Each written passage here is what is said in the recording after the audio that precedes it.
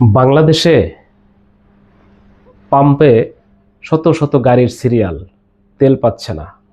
বাংলাদেশে দ্রব্যমূল্যের ঊর্ধ্বগতির সম্ভাবনা, অর্থনৈতিক অবস্থা দুর্বল হয়ে আসতেছে, রেমিটেন্স আস্তে আস্তে সংকটের দিকে যাচ্ছে।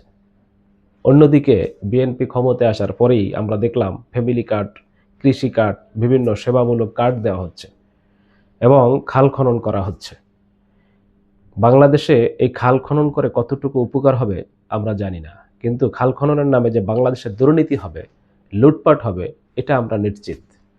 আজকে কিশোরগঞ্জের একটি জায়গায় দেখলাম খাল খনন করতে গিয়ে সেখানে বিএনপির দুই গ্রুপে সংঘর্ষ, ভয়াবহ সংঘর্ষ, এবং সেখানে বহু লোক আহত হয়েছে। আসলে এই বিএনপি এত সহজে ভালো হবে না ভাই। ওই যে কথা হয় যে মাসুদ ভালো হবে না কোনোদিন। তো এখন এই বিএনপিও আসলে এত সহজে ভালো হবে না। তারা এই বিগত ১.৫ বছরও জুলাই বিপ্লবের পরে আমরা দেখেছি আধিপত্য বিস্তার করতে গিয়ে তারা নিজেরা এই পর্যন্ত প্রায় ২০০ নেতাকর্মীকে নিজেদের হাতে নিজেরাই হত্যা করছে। এখন তারা তো এতদিন লাইসেন্স ছিল না, আর এখন সরকার ক্ষমতায় আসছে, তাদের লাইসেন্স এখন হাতে। তার মানে এখন দুর্নীতি, চাঁদাবাজি, সন্ত্রাসী, দখলবাজি, টেন্ডারবাজি এখন লাইসেন্স নিয়ে তারা করবে। নিজেদের ভিতরে আধিপত্য বিস্তার করতে গিয়ে এই হত্যাকাণ্ডের মতো ঘটনা, এই বিএনপির এই ১-১.৫ বছরে প্রায় ২০০ লোক হত্যা হয়েছে। এটা কল্পনা করা যায়? তারা এই খাল খননের নামে বাংলাদেশে আর একটা দুর্নীতি এবং লুটপাটের বাণিজ্য শুরু করছে। কিশোরগঞ্জে আজকে এই খাল খনন করতে গিয়ে দুই গ্রুপের ভিতরে ভয়াবহ হামলা, এবং শুধু এটা শুরুটা, এটা দেখবেন যে ভবিষ্যতে সারা বাংলাদেশ জুড়ে এরকম খাল খননের নামে দুর্নীতি লুটপাট চলতেছে, আর দুই গ্রুপ এরকম বিভিন্ন জায়গায় বিএনপি এখন মারামারি করবে। কারণ বাংলাদেশে বিরোধী দলে যারা আছে, ১১ দল, এনসিপি বলেন বা জামাত ইসলাম বলেন, বিশেষ করে জামাত ইসলামের নেতাকর্মীরা, তারা এই দুর্নীতির সাথে তারা আপোষ করবে না, তারা দুর্নীতি করতে যাবেও না তাদের সাথে। তার মানে এখন যত বাংলাদেশে যত ঘটনা দেখবেন, যত জায়গায় মারামারি, কাটাকাটি, আধিপত্য বিস্তারকে নিয়ে এই যে মারামারি চলবে, এটা দেখবেন ওই বিএনপি নিজেরাই শুরু করবে। সব জায়গায় উন্নয়নমূলক কাজ যেখানেই আছে সেখানেই এই উন্নয়নের নামে দুর্নীতি কিভাবে করা যায়, কে কতটুকু আধিপত্য সে জায়গা বিস্তার করতে পারে, কে কোন নেতা কতটুকু সেখান থেকে দুর্নীতি করতে পারে, এটা নিয়ে হবে প্রতিযোগিতা। খাল খননের নামে কেবলমাত্র শুরু হইতেছে, এরকম ভয়াবহতা সামনে ভবিষ্যতে আরও হবে, যেখানে বাজেটের পরে বাজেট হবে কিন্তু আসলে দেশের জনগণ উপকৃত হবে না। বরঞ্চ এইগুলো বাদ দিয়ে বাংলাদেশে কিভাবে দুর্নীতি বন্ধ করা যায়, চাঁদাবাজ বন্ধ করা যায়, সন্ত্রাসী বন্ধ করা যায়, এগুলো তারেক রহমানকে ফলো করা উচিত। তার সেই বাবার ঐতিহ্য ধরে রাখতে গিয়ে খাল খননের নামে বাংলাদেশে দুর্নীতি আর লুটপাট, এটা বন্ধ করা দরকার। এটা বাংলাদেশের মানুষের যতটা উপকারে আসবে, তার চাইতে বাংলাদেশের রাষ্ট্রের এই সম্পদের ক্ষতি বেশি হবে, এবং তাদের এই নেতাকর্মীদের পকেটে হাজার হাজার, লক্ষ লক্ষ, কোটি কোটি টাকা কিভাবে পকেটে ঢুকাবে সেই ধান্দাই তারা করবে। বাংলাদেশে বাজেট হবে ১,০০০ কোটি, আইসা ১০০ কোটি টাকার কাজ হবে না, ৯০০ কোটি নেতাকর্মীদের পকেটে চলে যাবে।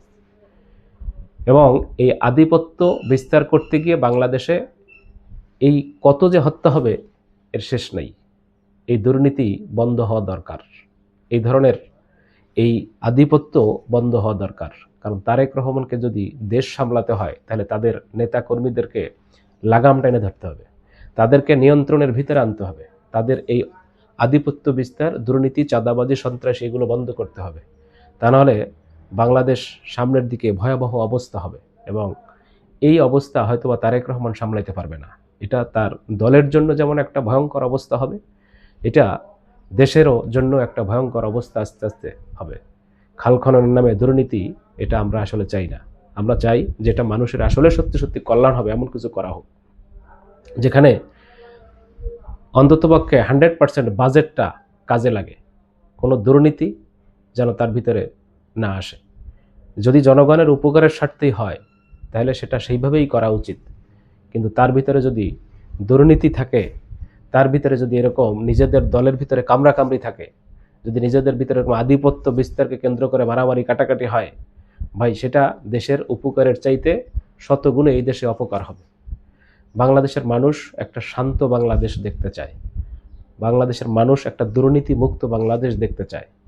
যে কারণেই বাংলাদেশে জুলাই বিপ্লবে হাজার হাজার মানুষ জীবন দিয়েছে, হাজার হাজার, প্রায় ১.৫ লক্ষ প্রায় আহত, যাদের হাত নাই, পাও নাই, চোখ নাই, কান নাই, বহু লোকে তাদের এই রক্তের উপরে দাঁড়িয়েই কিন্তু আমাদের আজকে এই বিএনপি সরকার ক্ষমতায় আসছে 12ই ফেব্রুয়ারি নির্বাচনে। অর্থাৎ এই জুলাই যোদ্ধাদেরকে মূল্যায়ন করতে হবে, আজকে এই জুলাই বিপ্লবকে মূল্যায়ন করতে হবে, গণভোটকে মূল্যায়ন করতে হবে। তা না হলে বাংলাদেশে বিএনপির অবস্থাও সামনে হয়তো ভয়াবহ অবস্থা হইতে পারে। জনগণের বিরুদ্ধে গিয়ে কোনো কিছু করলে সেটা ভালো হতে পারে না।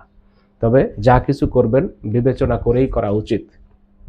যদি দুর্নীতি মুক্ত হয় তাহলে বাংলাদেশের রাষ্ট্রের জন্য যে কোনো উদ্যোগগুলোই আমরা মনে করি ভালো, কিন্তু যদি সেখানে দুর্নীতির ছোঁয়া আসে তাহলে সেটা দেশের জন্য কল্যাণ হইতে পারে না। তো প্রিয় দর্শক শ্রোতা, আপনাদের কোনো মতামত থাকলে অবশ্যই ভিডিওর নিচে কমেন্টসে জানাবেন। আর আমার এই চ্যানেলে নতুন হলে অবশ্যই চ্যানেলটি সাবস্ক্রাইব করে সাথে থাকবেন ইনশাআল্লাহ। খোদা হাফেজ।